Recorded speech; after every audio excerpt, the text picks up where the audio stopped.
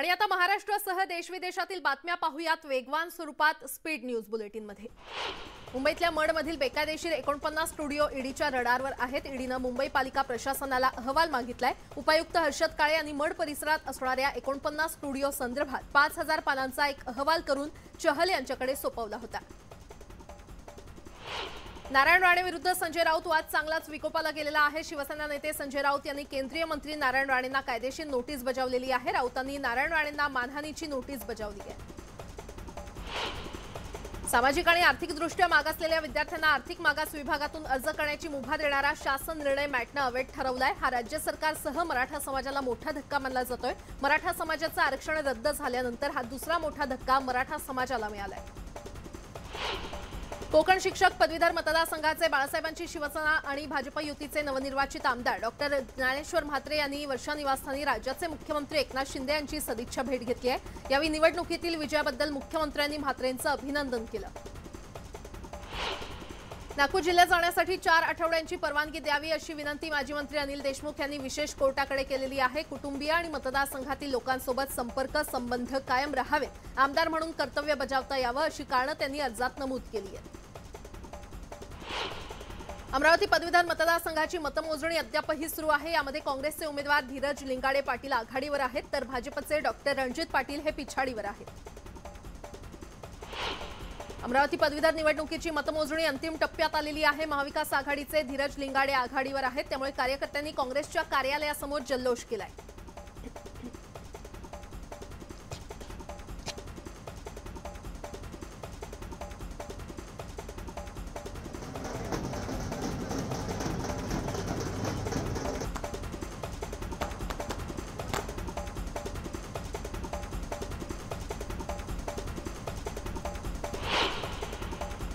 अमरावती पदवीधर मतदारसंघात महाविकास आघाडीचे धीरज लिंगाडे यांचा विजय जवळपास निश्चित झालाय, त्यामुळे बुलढाण्यामध्ये काँग्रेसच्या कार्यकर्त्यांनी संगम चौकात फटाक्यांची आतिषबाजी करत जल्लोष केलाय।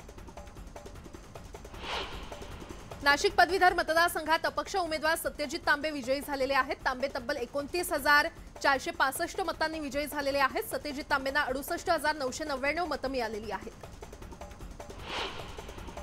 नाशिक पदवीधर मतदारसंघात सत्यजित तांबे विजयी झालेत। प्रचंड मताधिक्याने तांबे विजयी झालेले आहेत, त्यामुळे सत्यजित तांबेंच्या कुटुंबियांनी त्यांचं औक्षण केलं।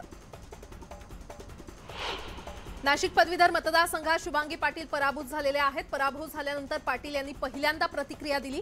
सामान्य घरातील लेकीला इतकी मतं पडणं हे फार मोठं आहे। मी शिवसेनेची साथ कधीच सोडणार नाही। झाशीच्या राणीसारखं मला लढायचं आहे, असं शुभांगी पाटील म्हटल्या। विधान परिषदेच्या निवडणुकीवर उपमुख्यमंत्री देवेंद्र फडणवीसांनी प्रतिक्रिया दिलेली आहे। काही गोष्टी अपेक्षेप्रमाणे झाल्या नाहीत। आगामी पोटनिवडणुकीमध्ये आम्हीच विजयी होऊ असा विश्वास त्यांनी व्यक्त केला। महाविकास आघाडीची आज मुंबईत बैठक होणार आहे। कसबा आणि चिंचवड मतदारसंघाचा उमेदवार निश्चित करण्यासाठी ही बैठक पार पडणार आहे। कसबा पोटनिवडणुकीसंदर्भात मंत्री चंद्रकांत पाटील आणि शिंदे पक्षाच्या पदाधिकाऱ्यांची बैठक होणार आहे। या बैठकीमध्ये काय निर्णय होणार याकडे राजकीय वर्तुळाचं लक्ष लागलंय। 9 लाखांच्या मोबदल्यात एक तरुण परीक्षेमध्ये डमी उमेदवार बनून गेल्याचा प्रकार औरंगाबादमध्ये उघडकीस आलेला आहे। डमी उमेदवाराची झाडाझडती घेतल्यावर त्याच्याकडे ATM transmitter, Bluetooth device, earphone आणि मोबाईल आढळला। पुणे विद्यापीठातील शिक्षकेतर कर्मचाऱ्यांनी आजपासून काम बंद आंदोलन पुकारलं असून कर्मचाऱ्यांनी परीक्षेच्या कामकाजावर बहिष्कार टाकलाय। कर्मचाऱ्यांना 7वा वेतन लागू करावा, रिक्त असलेली पदं लवकर भरावीत या मागण्यांसाठी हे काम बंद आंदोलन सुरू करण्यात आले। मुंबई महापालिकेची मालमत्ता कराची संगणकीय प्रणाली अद्ययावत करण्याचं काम सुरू आहे। याचा एक भाग 10 फेब्रुवारीपर्यंत ही कर प्रणाली कामकाजासाठी बंद ठेवण्यात येणार आहे। अंधेरी पूर्व आणि पश्चिमेला जोडणाऱ्या गोखले रेल्वे उड्डाण पुलाचं काम महापालिकेकडून प्रगतीपथावर आहे। या कामाला अधिकाधिक गती द्यावी, तसंच यंदाच्या पावसाळ्यापूर्वी 31 मे पर्यंत 2 मार्गिका वाहतुकीसाठी खुल्या करण्यासाठी सर्वतोपरी प्रयत्न करावेत, असे निर्देश पालिकेच्या अधिकाऱ्यांनी दिले। मुंबईतल्या गोखले पुलाच्या सुरू असलेल्या कामाची पाहणी स्थानिक आमदार अमित साटम यांनी केली। जुना पूल पाडण्यासाठी रोज मध्यरात्री 1 ते पहाटे 5 वाजेपर्यंत 9 दिवसांचा ब्लॉक असणार आहे।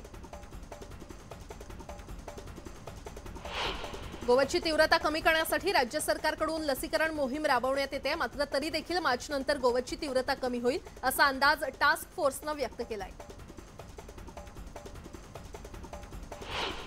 मुंबई पालिकेचा 2023-24चा अर्थसंकल्प शनिवारी सादर होणार आहे। पालिकेची निवडणूक लवकरच अपेक्षित असल्यामुळे निवडणुकीच्या तोंडावर कोणत्या नवीन घोषणा होणार याबाबत उत्सुकता आहे। यंदा अर्थसंकल्पाचं आकारमान 50,000 कोटींच्या आसपास जाण्याची शक्यता आहे।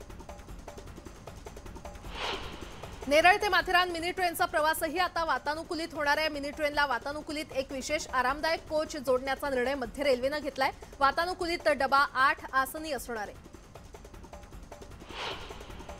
नवी मुंबईमध्ये मागील काही दिवसांपासून सतत होणाऱ्या हवामानातील बदलामुळे ताप, सर्दी, खोकल्याचे रुग्ण वाढल्याचं दिसतंय। वाशी पालिका रुग्णालयामध्ये देखील बाह्य रुग्णसेवेमध्ये वाढ झाली आहे। बाह्य रुग्ण दिवसाला 1100 वरून 1500 पर्यंत वाढले।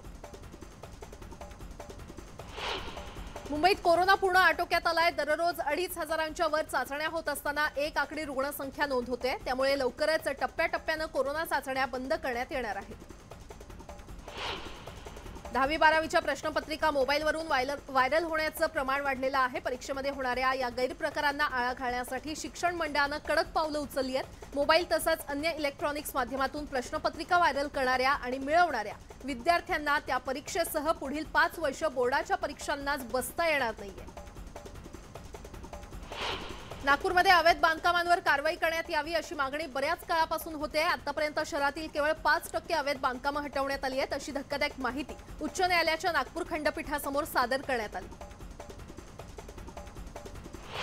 वसई विरार आणि मीरा रोड भाईंदरमध्ये महिला अत्याचारांच्या घटनांमध्ये वाढ झालेली आहे। 2022 या वर्षात बलात्काराचे तब्बल 357 तर विनयभंगाचे 546 गुन्हे दाखल झालेत। गुन्ह्यांचे उकल करण्याचं प्रमाण हे 96% आहे।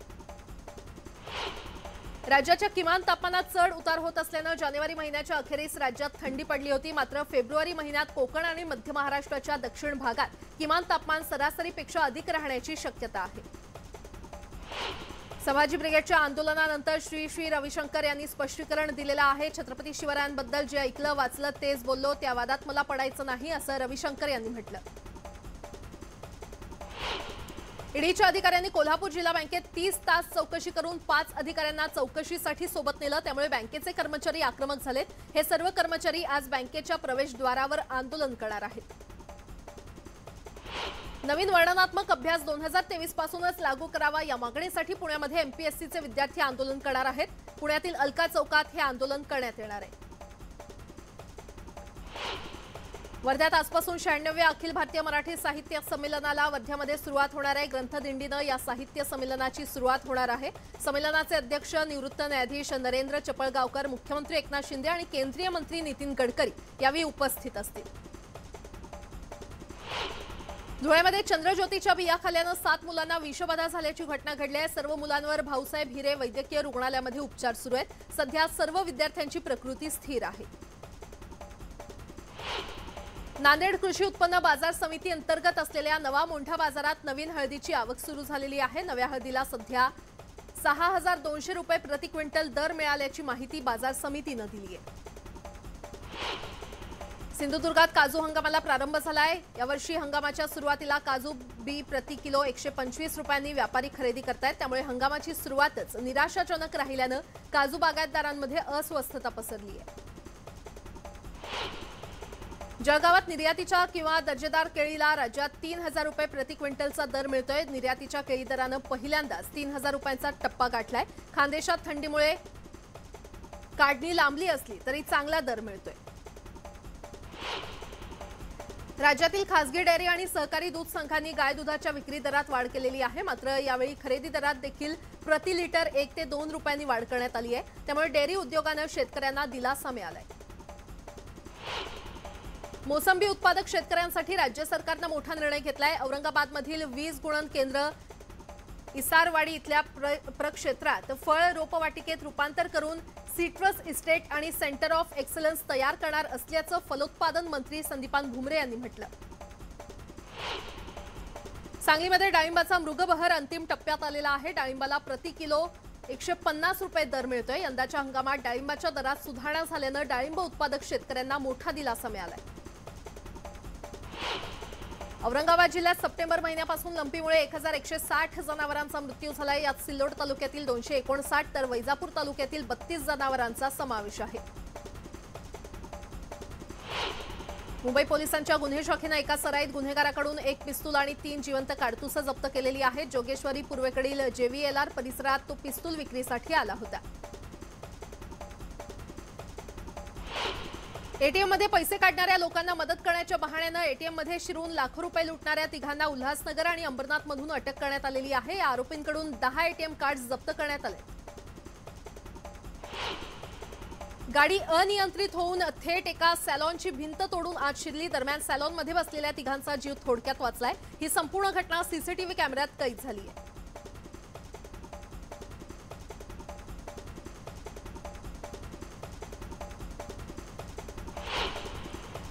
घोड्याचा 2 पायांवरचा डान्स तुम्ही पाहिलाय, मात्र घोड्यानं 4ही पायांनी उडी मारत डान्स केल्याचं खूप कमी जणांनी पाहिलं असेल। असाच एक घोड्याचा परफॉर्मन्स समोर आलेला आहे। हा व्हिडिओ पाहून तुम्हाला देखील आश्चर्य वाटेल।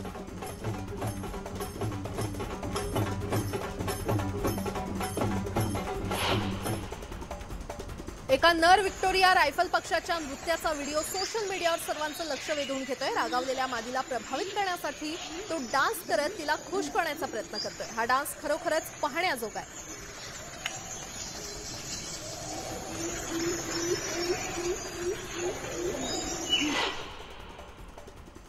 झाडावरून जोरात खाली पडलेल्या सिंह आणि बिबट्याचा व्हिडिओ समोर आलेला आहे। आफ्रिकेच्या जंगलातील हा व्हिडिओ असून खाली पडताच दोघांनी धूम ठोकली।